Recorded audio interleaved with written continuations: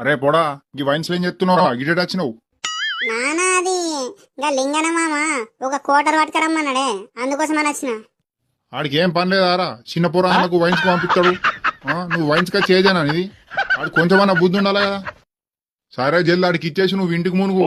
ఏం తిరుగుతున్నావు రెండలా ఎండ దెబ్బ కొడితే మళ్ళీ ఓడిస్తావురా. సరే నానా సరే పోతున్నా జల్ది పోతా ఇంటికి.